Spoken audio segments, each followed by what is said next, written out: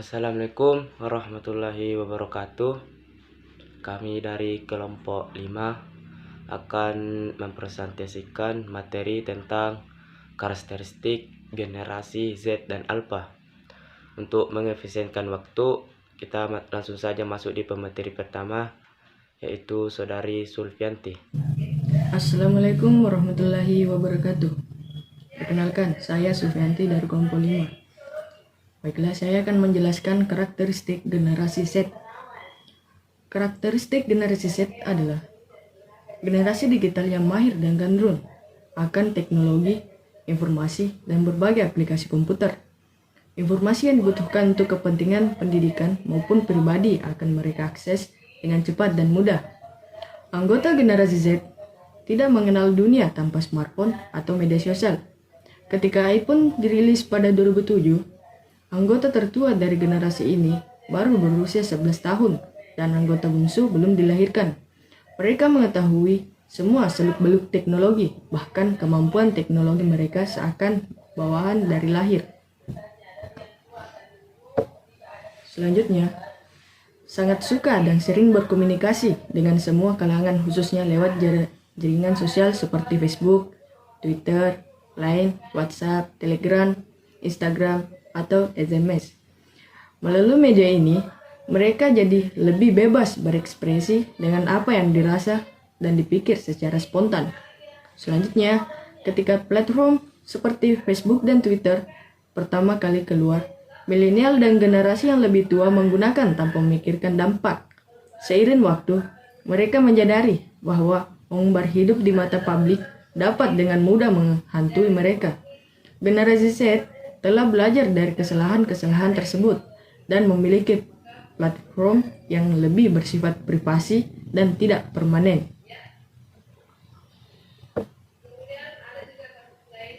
Selanjutnya, generasi Z dikenal lebih mandiri daripada generasi sebelumnya. Mereka tidak menunggu orang tua untuk mengajari hal-hal atau memberitahu mereka bagaimana membuat keputusan. Apabila diterjemahkan ke tempat kerja, generasi ini berkembang untuk memilih bekerja dan belajar sendiri. Selanjutnya, cenderung toleran dengan perbedaan kultur dan sangat peduli dengan lingkungan sekitar. Tanpa diragukan lagi, generasi Z akan menjadi generasi yang paling beragam yang memasuki lapangan kerja dan sejarah Amerika Serikat. Mereka terdiri dari berbagai bagian dari kelompok ras atau etnis minoritas. Mereka juga dibesarkan untuk lebih menerima dan menghormati lingkungan dibanding generasi orang-orang sebelumnya. Selanjutnya, terbiasa dengan berbagai aktivitas dalam satu waktu yang bersamaan, misalnya membaca, berbicara, menonton, dan mendengarkan musik secara bersamaan. Hal ini karena mereka menginginkan segala sesuatu serba cepat, tidak bertele-tele, dan berbelit-belit. Generasi Z menempatkan uang dan pekerjaan dalam daftar prioritas. Tentu saja, mereka ingin membuat perbedaan, tetapi hidup dan berkembang adalah lebih penting. Selanjutnya, cenderung kurang dalam berkomunikasi secara verbal, cenderung egosentris dan individualis, cenderung ingin serba instan, tidak sabaran, dan tidak menghargai proses. Baiklah, itu yang sempat saya sampaikan. Baik, untuk materi selanjutnya akan disambung oleh Saudara Muhriadi Topik. Assalamualaikum warahmatullahi wabarakatuh. Saya Muhammad Yadi dari kelompok 5 yang akan melanjutkan pembahasan dari Sulfianti yang membahas tentang karakteristik generasi Z dan Alpha. Baiklah, saya akan lanjut ke pembahasan selanjutnya, yaitu karakteristik generasi Alpha. Karakteristik generasi Alpha terbagi menjadi 12 bagian. Namun di sini saya hanya akan membahas 4, yaitu paling terdidik, kemudian yang kedua paham teknologi, yang ketiga artificial inteligensi adalah realitas mereka, yang keempat pembelajaran sangat personal. Saya akan menjelaskan mulai dari yang pertama, yaitu paling terdidik. paling terdidik. Meskipun sebagian besar generasi alpha ini masih dalam masa pertumbuhan, namun kelak mereka akan menjadi generasi yang paling terdidik sepanjang sejarah berkat teknologi dan informasi instan yang tersedia. Anak-anak ini akan tumbuh dan belajar lebih banyak serta dalam dunia daripada para pendahulunya. Ini juga akan mengubah sifat pendidikan tinggi karena memberikan ekspektasi yang sangat berbeda karena institusi. Kemudian yang kedua, paham teknologi.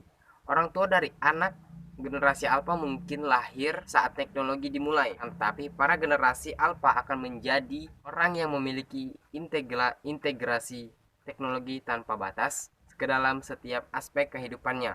Faktanya, generasi alpha dan teknologi saling berkaitan, sehingga diperkirakan pada saat mereka berusia 8 tahun, keterampilan terhadap teknologi akan melampaui orang tuanya. Kemudian kita lanjut yang ketiga, yaitu artificial intelligence adalah realitas mereka. Bagi generasi ini, artificial intelligence mendominasi realitas mereka, merupakan sebagian alami dari kehidupan mereka.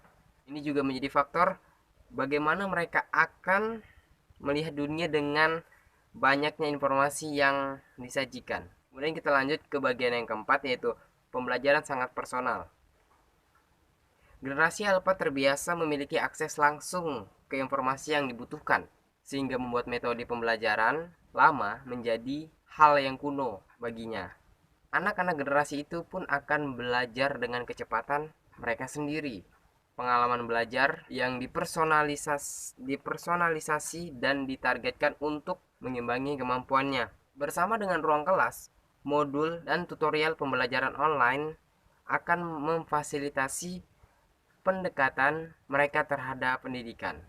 Baiklah, mungkin sampai di situ saya akan serahkan kepada teman saya untuk melanjutkan pembahasan saya.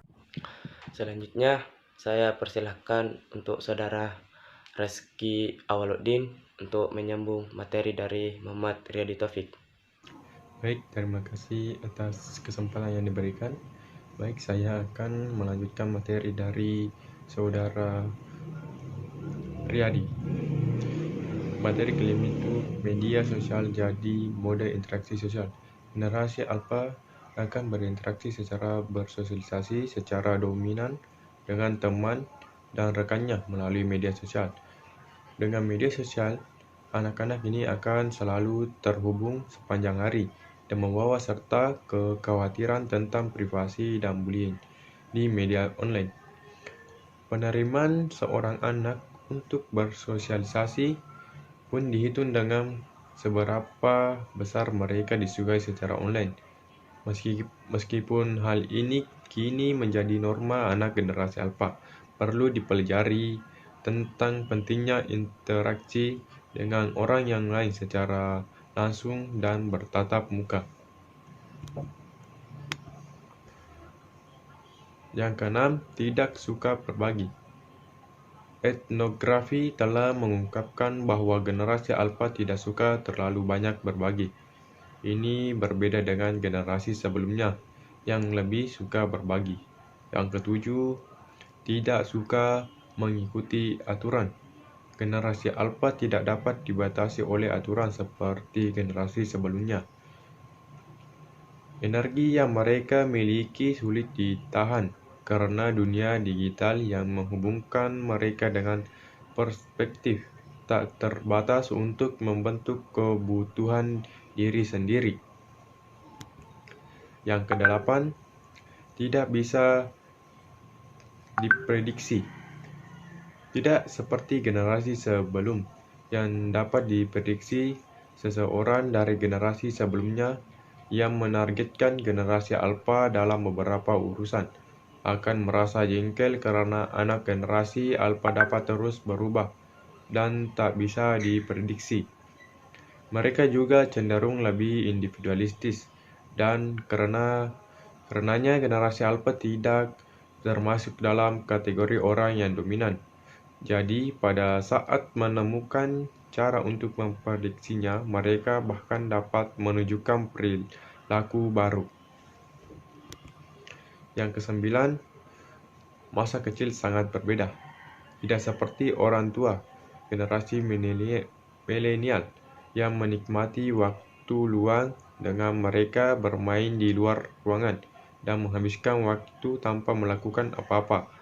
Anak generasi alfa berbeda. Mereka hidup di dunia dengan stimulasi kognitif yang konstan, sehingga anak generasi alfa membutuhkan lebih banyak struktur dalam hari-hari mereka agar tidak gelisah. Selain itu, anak generasi alfa juga khawatir terhadap adanya tekanan dari teman sebayanya. Untuk itu, mereka berlomba agar bisa berpartisipasi di sekolah dan menginvestasikan waktu demi mengikuti kegiatan ekstrakurikuler berprestasi, meskipun secara tersebut berhasil untuk beberapa dari mereka, namun tak jarang ada yang merasa stres dan cemas. Baik, yang ke-10 itu pola makannya sangat berbeda. Karbohidrat, lemak, dan susu organik akan menjadi bagian besar dari apa yang mereka sukai untuk membutuhkan energi. Kebanyakan dari generasi alfa kecanduan pesta, makaroni dan keju, dan banyak sereal lainnya yang mengandung lemak jenuh.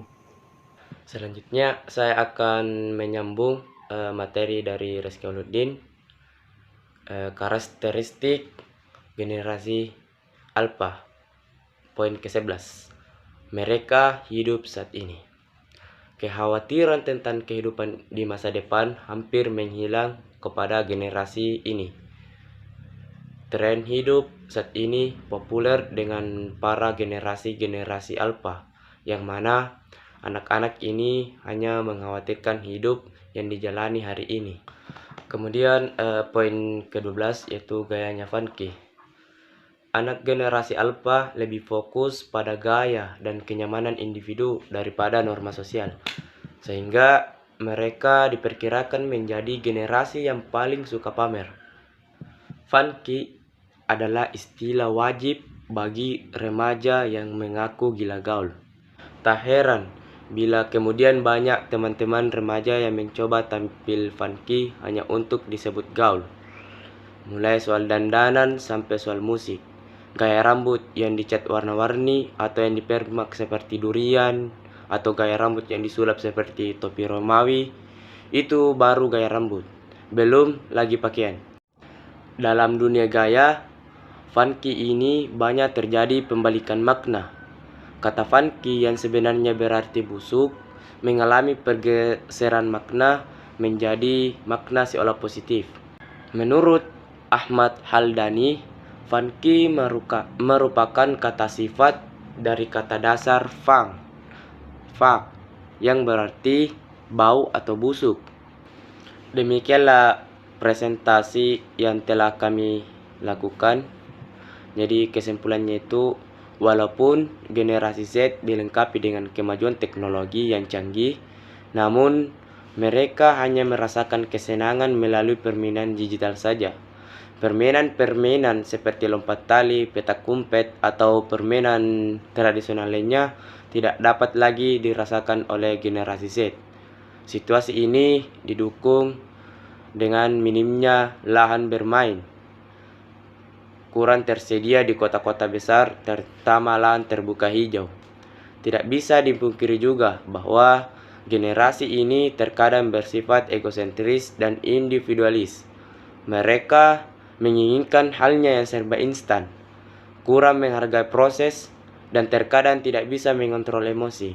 Generasi Z masih terlalu asik dengan dunia gadget dan elektroniknya, sehingga mereka kurang peduli dengan keadaan di sekitar mereka. Itulah yang menyebabkan kecerdasan emosional generasi Z kurang berkembang atau tumpul. Tetapi kecerdasan intelektual mereka tinggi dan berkembang baik. Saya sebagai moderator yang mewakili rekan saya ingin meminta maaf jika ada kesalahan, baik itu kesalahan yang disengaja ataupun kesalahan yang tidak disengaja. Marilah kita menutup presentasi ini dengan mengucapkan hamdalah. Wabillahi taufiq wal hidayah. Assalamualaikum warahmatullahi wabarakatuh.